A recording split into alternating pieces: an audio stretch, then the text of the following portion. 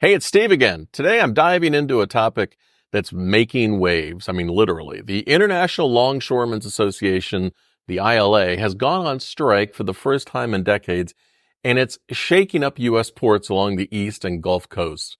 Have you ever wondered why the cost of everyday products keeps going up? Or why items you used to find easily are suddenly nowhere to be seen? Well, by the end of this video, you'll understand exactly why this strike is happening, how it's going to affect you, whether it's the price of your next purchase or the availability of products, and what the bigger picture looks like when it comes to jobs, automation, and the future of American work. Now, trust me, this isn't just about cargo ships. It's something that might hit your wallet sooner than you think, so stick around. Here's the situation. Imagine walking into your local store and suddenly your favorite products are missing, or worse, the prices have jumped up overnight.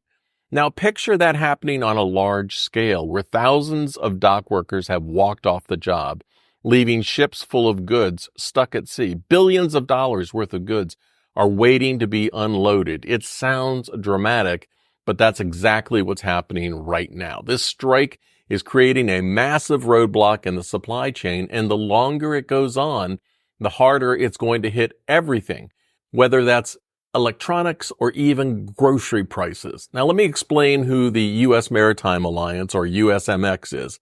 They represent the companies that manage and operate the ports along the East and Gulf Coasts.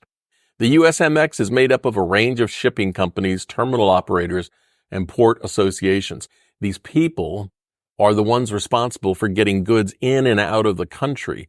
The core decision makers include global shipping giants like Maersk and Hapag-Lloyd, as well as terminal operators like APM Terminals.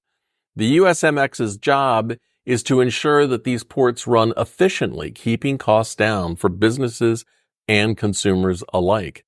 They've got two big goals: cost control and efficiency. The ILA is pushing for a $5 per hour wage increase each year, it's understandable given the rising cost of living, but USMX is offering a slower increase of 77% over 6 years. And that's where the tension begins.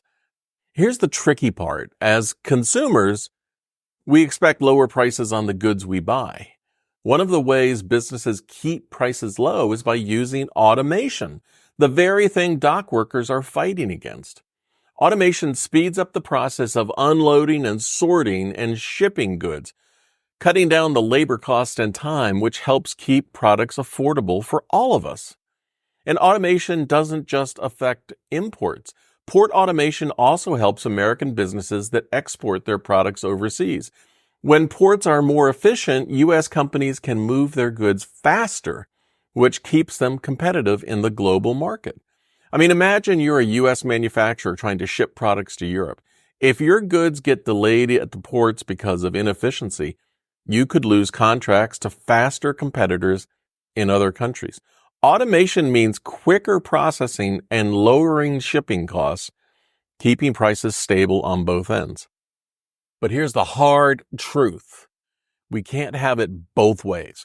We all want affordable goods, but we also want to protect jobs from being replaced by machines.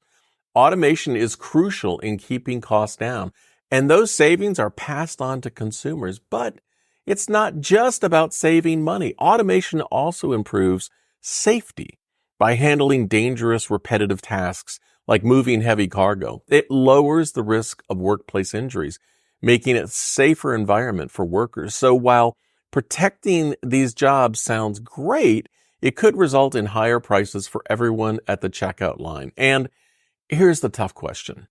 Would most people willingly pay more just to save jobs that machines can do more efficiently and safely? Probably not. And speaking of how this strike affects businesses, let me share how it's hitting me directly.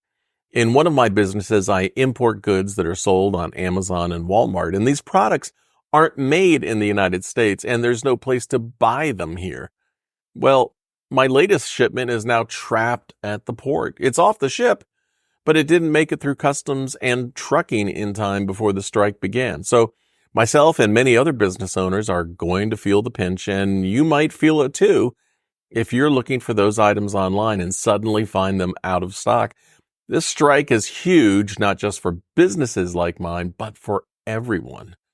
Imagine walking into your grocery store and seeing empty shelves where your favorite products used to be, or waiting weeks, maybe even months for that holiday gift to arrive. That's what's at stake here.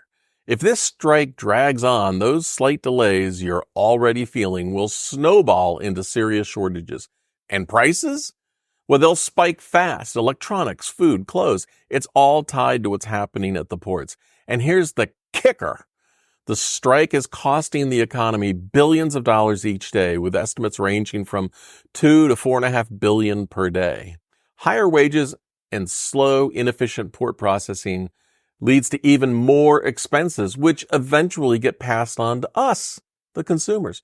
So whether it's from delayed goods or increased wages, the price tag on these disruptions is real.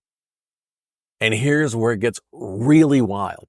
Most people don't realize this. The same supply chain disruptions that hit us during the pandemic are still going strong, and this strike is only making it worse. Now, you might think the inflation we've seen over the past few years was just a U.S. issue, but it's actually been a global problem. A huge driver behind that inflation was supply chain issues just like this one. When goods can't move, prices go up. It's basic economics.